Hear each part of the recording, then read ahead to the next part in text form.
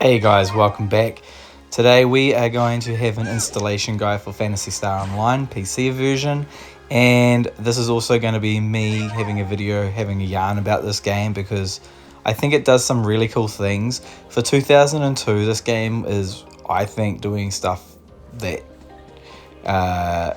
is well ahead of its time, and I slept on it at the time. I didn't really have a way to play it, so I had an original Xbox and I knew it was on Xbox, but I didn't have the ability to go online, and I thought the game was only online, so I never realized you could play it offline, which I've been doing with the emulated GameCube version. As of late, I've probably put about 10 to 20 hours in, and I've just started on the PC port, which has actually got private servers up and running, as you can see in the background.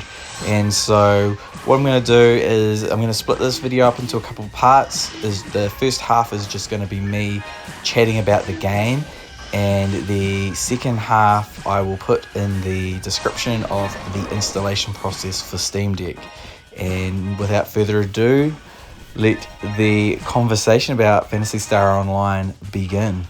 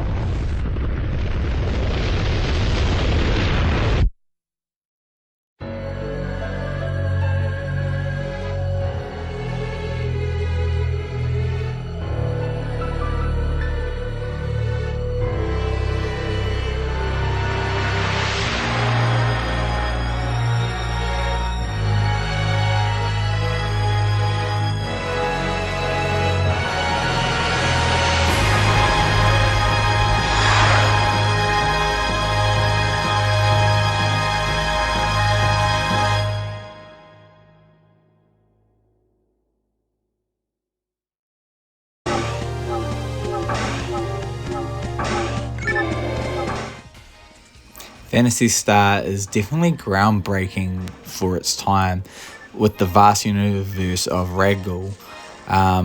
It came out in 2000 for the Dreamcast and was known as Phantasy Star Online, or PSO. It was developed by the Sonic team and published by Sega, which is all pretty standard stuff. And it was the first online RPG for consoles, I'm pretty sure.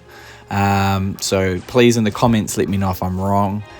And it allowed players to adventure with up to 3 other players over the internet to complete quests, collect items, fight enemies, and real-time combat. I think the combat in this game, while simple, is actually quite addictive and enjoyable. I think the simplicity of it, for me personally, makes it more interesting. And if you're looking at the footage behind you and you think it might be up your alley, like, definitely give it a go. Like, either emulate the GameCube version or jump into this PC version that I'm going to give you the ability to play on your Steam Deck. The story of Phantasy Star is set on the planet Ragdoll, where players embark on a mission to discover the fate of the first colony ship, Pioneer 1. After a mysterious explosion, as members of Pioneer 2, players become hunters exploring the new worlds and uncovering the secrets of this alien planet. So this story setup is pretty straightforward in terms of your ship arrives at Ragdoll and you're on Pioneer 2, which is like the second colony ship to arrive. And when you go to make communication in the cutscene, a large explosion takes place on the city of the first Pioneer 1, which lands on the planet and becomes kind of like a hub and then gets blown up. And so you go down there and you're just doing missions to find out what's going on. But in between the main missions of finding out what's going on, you've got a lot of side quests to gain XP, items, and everything in between. It's all text dialogue. There is no voice acting in this game, which would probably be like the last thing this game needs, is proper cutscenes for the main story and voiceovers. And this game would be cutting edge for its time. Phantasy Star definitely wasn't just a game, it was a community, a place where friendships were forged and adventures were shared. The game's lobby system and symbol chat created a pretty unique language for transcended borders. Now, coming to this late on the PC version, the fact that the game has emote system built in with a pre-configured chat system because voice chat wasn't a thing is actually pretty amazing. And then going forward, with episode 1 and 2 released for the GameCube and Xbox in 2002, the game expanded with new characters, environments, and stories. It even received a Japan Game of the Year award and is recognized as a landmark console game, influencing many other multiplayer dungeon crawlers that followed, which I didn't realize how big this game was until I started playing it, and I'm like, man, I'm gutted I missed out playing it at the time. It's so cool. It really is. Phantasy Star Online may have seen its official service decommissioned in 2010, but the spirit of the game lives on through private servers and a dedicated fan base, and it is a testament to the game's lasting impact in the gaming world.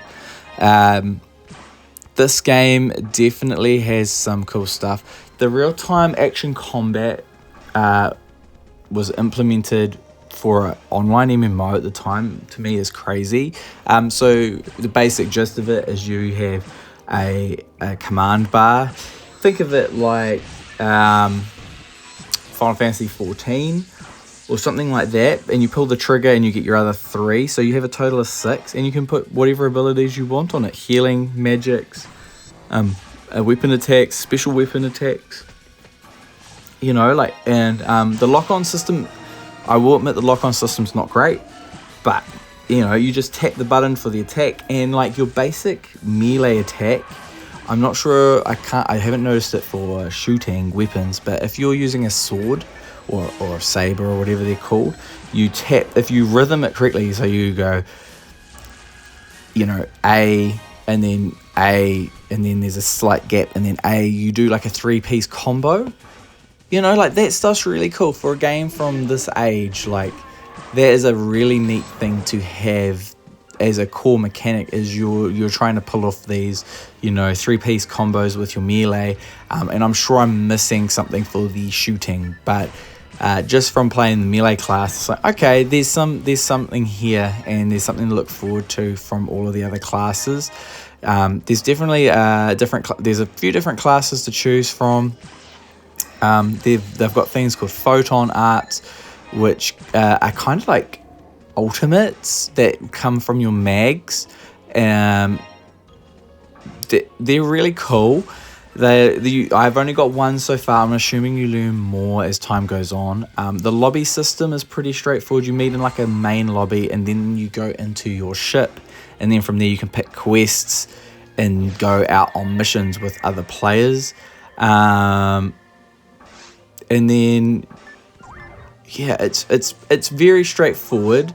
There's 3 classes: Hunter, Ranger, and Force, which is Force are your spellcasters wielding elemental and support techniques. They use rods and talismans to cast powerful spells, provide buffs, healing to their teammates. The Ranger specializes in range combat, using guns and rifles to take down enemies from a distance. I started playing a Ranger on the PC version, and I think Rangers are much easier than a Hunter, which is the melee combat hunters, which have more hit points and defense. But on the GameCube version, I have level 15, I think, and I have to play it a lot carefully as a Hunter than a Ranger but then the PC version I was playing with friends, so not friends, with online with people, and it definitely was different. So this game, in all honesty, reminds me of Destiny before there was Destiny. You have 3 classes. You have the hub, which is Pioneer 2, which you could relate back to, say, from Destiny 1, you could say, is the, not the Citadel, the, the city. You go from the city, you pick a mission, and then you go do it. You load into the mission, you do what you need to do, you kill monsters, you get loot, you go back to Pioneer 2, you turn in your items, upgrade, get your gold, go back out, do another one. And it's just a cycle of doing that. And it has that Diablo-esque piece to it where you have like you have items that allow you to teleport back to the ship, drop off your loot, and then go back to where you were without having to quit the mission. So it's really cool. And then you've got the other players there helping you, doing shooting or healing or whatever else. And solo can be a little bit more challenging, but still very cool. So this game is simple because of the time period of 2002, and it was a console game. So assuming dumbing down was part of that experience, but I'm honestly genuinely surprised by the joy this game is giving me. I should be playing Final Fantasy Rebirth, I should be playing more Helldivers 2, and I should be playing other games, right?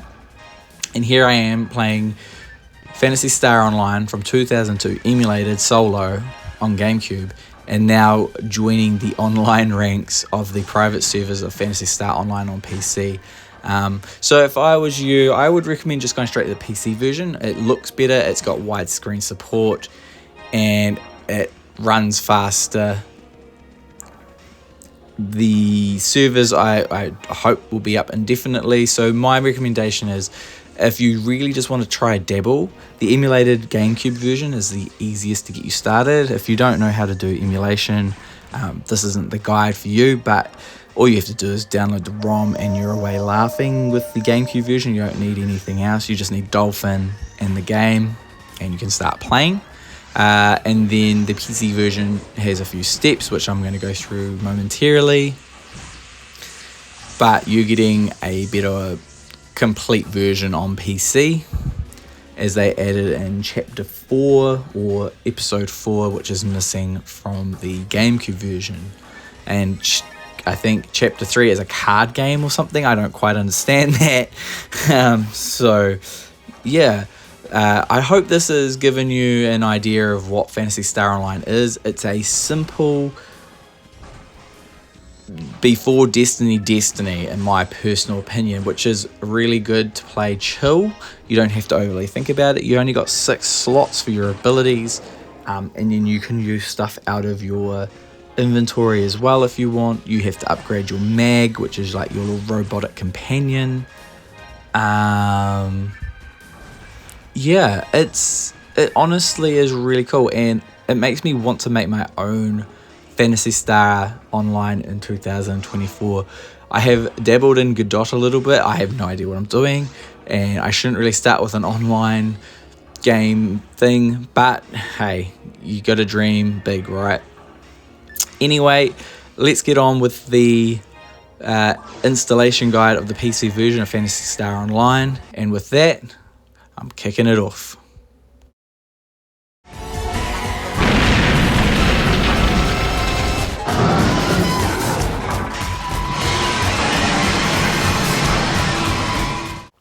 Alrighty, first things first, this guide is for beginners, so some of this you may not need to do, and some of this is probably non-required for most Steam Deck users, but this guide is for beginners, so this will encompass everything, so just keep that in mind if you find this a little long-winded.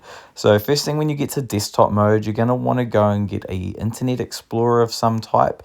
Most people will have one already installed, but if you haven't, you can download plenty from the Discover Store, as I'm showing here. You've got Brave, Google, Microsoft Edge, if you really want that. I'm not sure anyone who really wants Microsoft Edge. You've got Firefox, and they've even got some other weird ones in there, and one like Opera.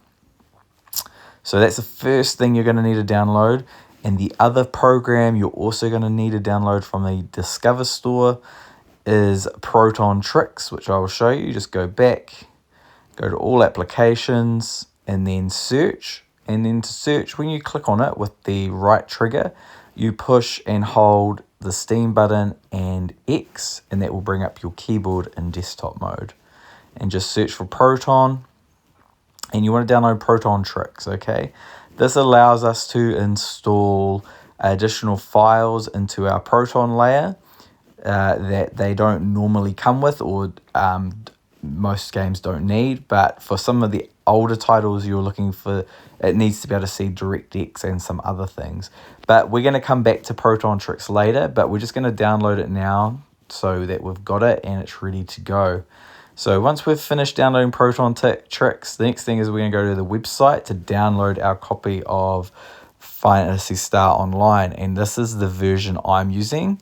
And it's pretty easy. You just register, you need to make an account, and you just download the game. It's all pretty straightforward stuff, and once you've finished downloading it, we'll move on to the next step, and of course after you've made your account. Once you've downloaded the game, it's going to be in your downloads folder. So just go to your folders and then click downloads, and you'll see it sitting here. What you're going to do is you're going to pull the left trigger and add to Steam. Okay, this is important. We won't go much further without doing that. You'll see the little jumping icon. It'll bounce around for a little while there. Sweet, done, easy. And then once we've done that, we're going to close out of here.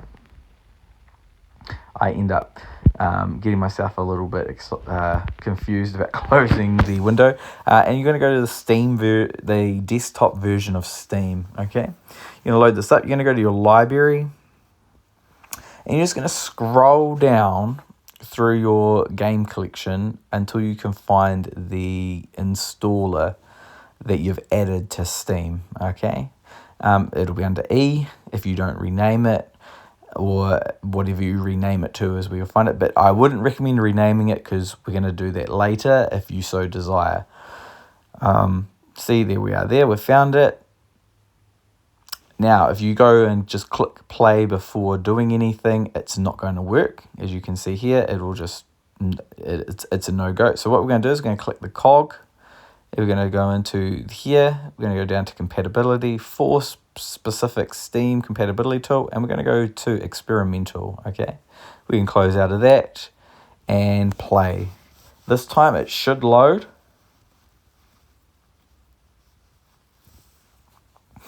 There's some of these things do take their time. Now, to control your mouse, you're going to see you're going to lose control. If you hold the Steam button and the right trackpad, you'll be able to use it like normal. Okay, you just let it install to its all preset destination and just let it go. And I'll catch you after the install is complete.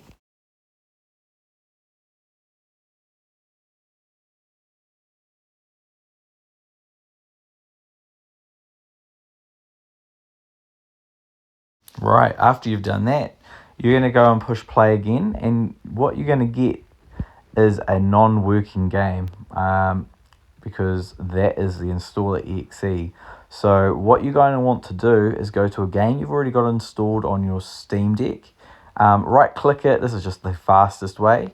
Browse the local files. What this is going to do is take you to where you kind of want to be. All right, now you can see the directories at the top. So what we want to do is we want to head back to Steam Apps, Compat Data, and this is where it will have installed into one of these folders. Okay, so what we're going to want to do is in the top right, there's the 3 lines, and what that does is that gives you a way to sort by, as you can see, halfway down. And what we want to do is we want to sort by modified, all right? And what it will do is it will put the last folder that was touched or created at the very bottom, or the last one. Okay, so we know that it should be this one here. So if we go into here, we'll go into our prefix, then we're going to go to our C drive, and then from here you're going to want to go to users. I click on the wrong one here, so just laugh at me. I'm like instantly like, whoops. We go users, Steam user, And there you go. You can see the file there of the install, right? That is Phantasy Star Online. Right, in here we want to get the correct executable to play online. So it should be just online exe. You'll see I scroll down to it.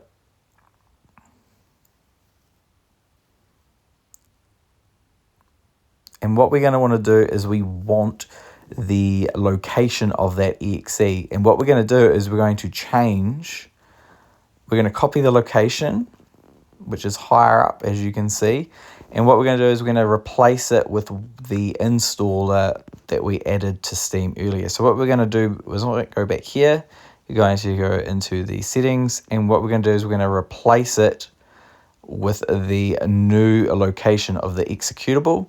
And you got to make sure the little points at the beginning, at the end of the target are in there, or it won't work. Okay, those little dashes. And the start in is the folder that the exe belongs to. So the easiest way to get that is to go up to the top here, right click or left trigger. And what we want to do is we want to copy. Okay. And we're going to put that in the target location. That doesn't need the little dashes at the top, but it does need to be in here. Right, we're getting there, guys. We're over halfway to installation of this game, and you're doing really well. And this is when you could rename it to Phantasy Star Online, Blue Burst, or whatever you want to call it. I'm not going to change the name because I already have my copy installed and I don't want to confuse myself.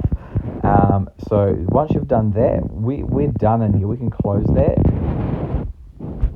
And once we've done that, you can try and load it, but you're going to get an error, okay? It's not going to work. So this is where Proton Tricks comes in handy. Without it, the game won't work. But my recommendation is to at least load it up so you get the update done, and then go back and install the additional files that we are missing. It's just easier that way. This could take a little bit of time, depending on your internet speed, or it might not take long at all. Just give it a good go. This is taking a bit longer than I remembered initially, but I'll leave this in here so you guys, this is all true, real, live footage from the war room. And then we will jump into Proton Tricks after this and download what we need. So once that installation's done, if you go play game, you're going to see here it stops. It just doesn't work, okay? So this is where the Proton Tricks makes all the difference. So what we're going to do is we're going to go back to our desktop, or wherever you have got your Proton Tricks shortcut. It may be in the menu on the side. You'll just have to go find it. And you're just going to scroll down until you find the name of what you've called it. See, I've renamed my Phantasy Star Online, but this is the one I've just installed. So you're just going to double click on that and go OK. Now, Proton Tricks can sometimes play tricks on you with the amount of time it takes to load up. But don't worry, it is actually working, all right? So from here, it's going to say select a new default line prefix. You're just going to go OK. And then we're going to install a Windows DLL or component. Okay. Now there's 3 particular ones we need here, and we're just going to scroll through and find them together. All right. So the first one is coming up soon. I will put the names of these in the description as well, so you don't have to try and read the video. You can just jump into the description and find the one that you're looking for. So the first one here we are looking for is a bit further down. We're looking for a .NET here. So this one here, .NET 7. Okay, that's our first port of call. And then we're going to continue heading down the list. Down and down we go. Further and further, until we find this one there, okay? Once we've got that, we've got one left to go, which will be quite near the bottom. but not right at the bottom. We want a VC run 15, okay? Is our final one. There we go. Okay. Now this is going to throw a lot of errors at you, but it's actually fine. Okay, this will work. Just say yes to or install everything that it allows you to install, and then close them. We're going to get a few of these messages, and then you're going to get some error messages popping up after a couple install, but that's fine. Just keep going. All right. I'm just going to wait until you see a few of these error messages. You see check run, blah, blah, blah. Did not match, trying download. Just go okay. And you're going to get a handful of these. But it eventually will finish unloading everything that you need. If you have any problems with this, let me know in the comments. I don't really know any other way of downloading these. This seems to be the best way. But I could be wrong. If you have a better suggestion on how to get these files, please throw them in the comments below, and I'll make it pinned, and everyone's happy then. As you can see, it just keeps coming up with more and more things. But like I say, you just keep going, okay, and eventually you'll get out the other end, and you'll get one more installation here. I think there'll be one more error message. Yep. Okay. And I'm hoping, we got one more install. Sorry, I lied. And install that one. Close. Right. I'm pretty sure that is it. We've got one more error message. And once you've got back to the screen, the installation is done. And you can just go okay and then cancel. Now, the game is installed. We can push play here, and it should just load up. You'll know if you've done it correctly because the main screen will have a message from the creators of the private server, and if it's not working, this latest news doesn't show. Okay, so if this isn't showing, try start game, but it may not work. But change the resolution to the correct one for our Steam Deck, which is supported, which is awesome, by the way. So we're going 1280 by 800 full screen. And I wouldn't fiddle too much with these settings. I found that ramping everything up causes the game to crash. If you guys are interested, I can go back and play with these settings and find out what's causing the crash. But if you leave everything set to the default, basically the game loads up no problem. But as soon as you start cranking everything up, I find that it doesn't load, which is no good for anybody. I'm just going to load this up to show you that it's working, and then we're going to jump back into game mode, and we will then start. I'll go over the control scheme, and we can start playing some ESO on the Steam Deck. And it really is, I wouldn't say easy, but it's genuinely straightforward. And if you can follow this guide, you should be fine. And I will see you in a moment. Thanks, guys.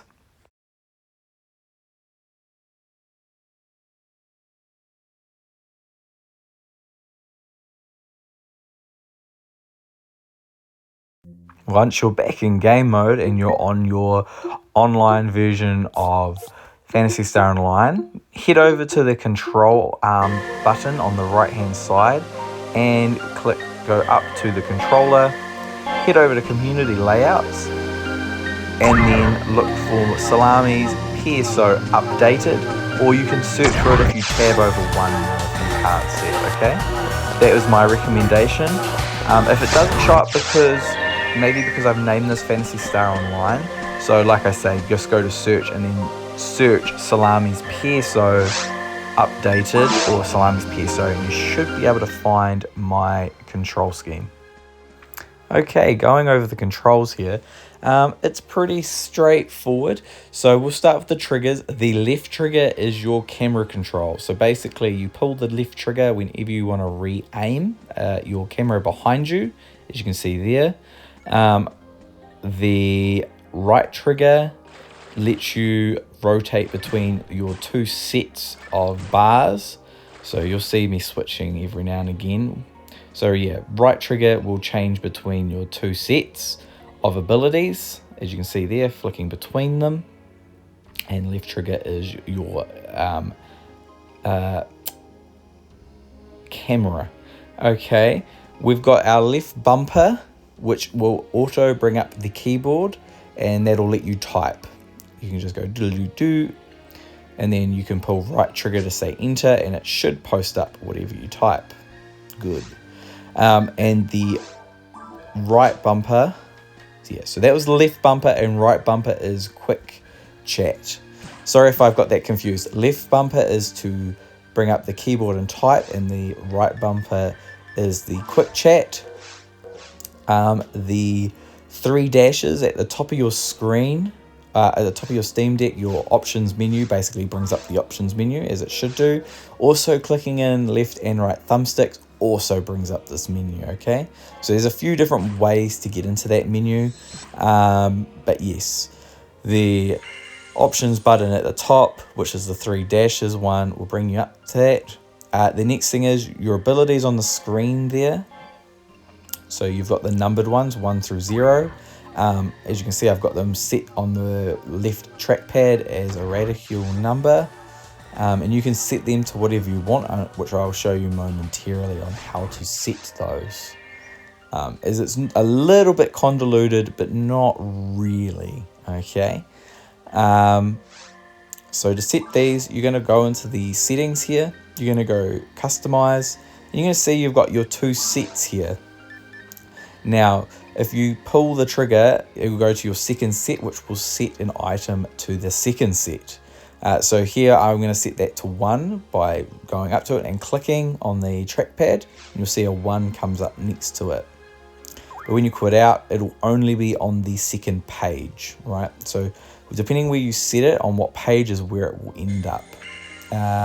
For you long-time Phantasy Star players, this probably is useless information, but for people like me who didn't know how this all worked, this is how it works. So yes, depending on what page you flick to here is what page number it will go to. So if I want to stick this on my main page, I'll click 0, and it should be last on my list. As you can see there, it's on 0. So I'm normally just going to put consumables in that list and just have my actual abilities on the face buttons. So if you're looking at those face buttons, it is what it looks like.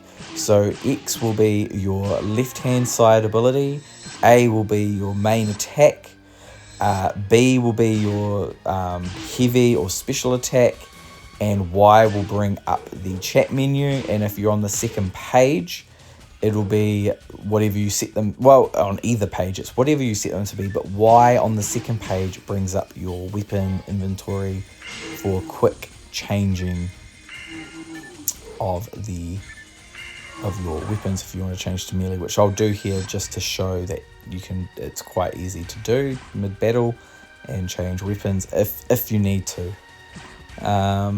So yeah, that is the control setup for Phantasy Star Online. I know that's a lot to go over really quickly, so I'm sorry if I've talked too fast there, but the controls for this game are pretty straightforward. But if you don't change the controls and you leave them base, you can play it, but it's a real wonky. You will need to go in and make your own custom control scheme otherwise, you know, let me know if you're having trouble finding this, and what I could do is make a video just showing how to set the controls for this game, so you can just follow along and do your own on your own Steam Deck, and then you'll be sorted. Alright guys, I'm going to sign off in a minute here, and then you can get into your version of Phantasy Star Online. Alright, thanks for watching this video. I really appreciate it, guys. And I just want to say, like, Phantasy Star Online really is way before its time. Honestly, this game has got everything going for it in terms of, like, I wish I was there when this game was coming out, or, you know, I never would have got a Dreamcast, but I definitely had an OG Xbox, and I really regret missing out on playing this at the time. It's just got this really nice loop to it, and I can't put my finger on why. It's like Destiny but basic. I don't know why I keep going back to this. I'm sure some of you ESO players out there just grit your teeth when I say that, but it honestly gives me Destiny vibes, but I really like it version. The controls are pretty good. I do wish targeting had a lock on, which it just doesn't seem to have, which is really frustrating. There's probably the only thing that infuriates me is the lock on a little bit, but apart from that, this game is really cool. So let me know if you've journeyed into ESO in the past, or if this is your first time. And, you know, I love hearing the comments if you're having issues, or even if it's just worked for you, like just saying thanks, it worked. It brings a smile to my dial every day. So, all right, guys, I'm going to sign out here. Have a great day, and I will see you in the next one. Catch yous later.